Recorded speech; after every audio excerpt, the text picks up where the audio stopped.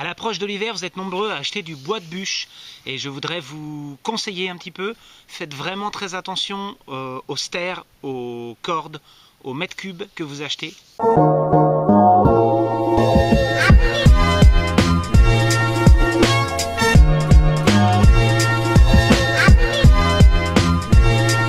Parce que du bois de bûche, ça s'achète au kilo.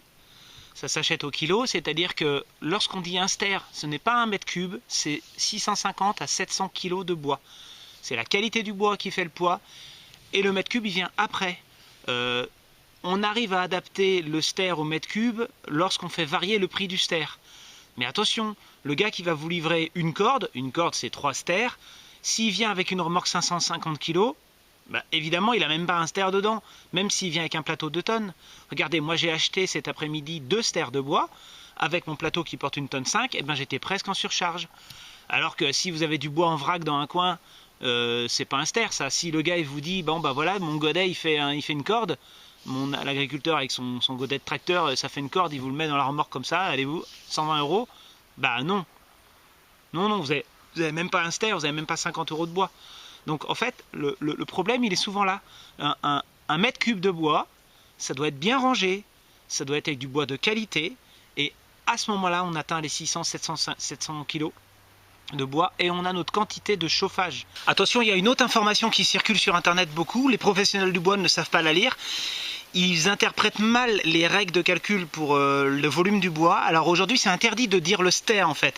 On ne doit pas vendre au stère, mais c'est un terme courant de la vie quotidienne. On vend au mètre cube de bois apparent. C'est quoi? C'est si le bois il n'a pas été fendu, on s'en fout de la longueur du bois. Enfin, il faut qu'il fasse 1 mètre.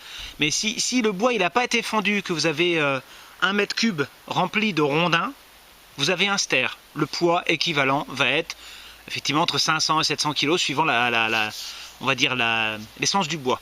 Mais à partir du moment où il est fendu et qu'il est re-rangé, puisque du coup on peut mettre plus de triangles dans un volume que de ronds, eh bien on va avoir le mètre cube qui va descendre. On va toujours avoir 1 mètre carré au sol, mais ça va être moins haut. Et donc on va avoir 0,8, 0,7, 0,5 mètres cubes en fonction du nombre de fois qu'on le fend. Si on le fend en 2, si on le fend en 3, si on le fend en 4. Mais ça n'a rien à voir avec la longueur des bouts de bois, faut arrêter. Souvent ils disent on coupe le bois en 2, ah bah non, il y a un volume apparent qui est 0,8. Non, c'est exactement la même chose, sauf que bah, il est coupé en 2 en longueur, c'est tout. La longueur n'a rien à voir. C'est un effet secondaire, parce que souvent, pour fendre en petits bouts, on coupe en plus petite longueur, parce que c'est plus simple à fendre. Mais c'est tout, c'est tout. Donc si vous avez du tout petit bois fendu en tout plein de petits morceaux et que le volume n'est pas énorme, faut pas trop s'inquiéter. Ce qu'il faut, c'est le poids. Donc évidemment, on en revient toujours à la même chose. Avec quelle remorque le gars il vient? Parce que si on compte que en volume, bah, en cours d'année, on est obligé d'en racheter. Et puis les diagnostics énergie, ils se basent sur ça. Donc quand vous faites un diagnostic énergie de votre maison, vous dites bah, j'ai utilisé 20 mètres cubes, bah, il est rangé, il n'est pas rangé, il est sec, il est comment ton bois? Donc faut vraiment vérifier le poids. Et là, c'est systématique. Dès que vous achetez du bois, lorsqu'il est trop léger, il prend de la place par rapport à son poids. Il faut l'acheter vraiment pas cher. Et donc de la même manière, si vous achetez 1 mètre cube, un stère à quelqu'un, bah, c'est difficile d'y aller avec un véhicule normal. Il faut y aller au moins avec un petit fourgon. C'est le gars qui va avoir une remorque de 10 tonnes, qui va vous livrer 8 stères. Là, à peu près, il est à peu près honnête, le gars. Mais c'est vraiment rare. Les gens qui savent compter, c'est rare.